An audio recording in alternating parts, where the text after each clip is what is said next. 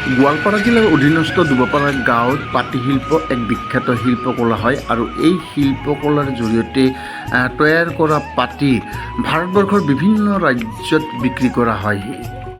এই পাটি শিল্পটো কেনেকৈ আৰু কি ধৰণেনো তৈয়াৰ কৰে আহক চাই লওঁহি। এই গছবোৰ যদি দেখিছে এইবোৰকে পাটবেত বা পাটিদৈ হিচাপে জনা যায় আৰু এই পাটিদৈৰ পৰাই এই পাটিসমূহ বনোৱা হয়। আহক তেতিয়াহ'লে আমি চাই লওঁহি।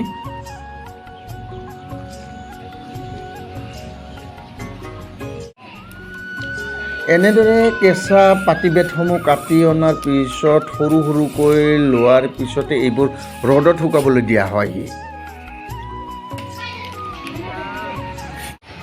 এনেদৰে পাটি বেতসমূহ শুকোৱাৰ পিছত পুৰুষ মহিলা উভয়ে এনেদৰে পাটি বনোৱাত ব্যস্ত হৈ পৰেহি।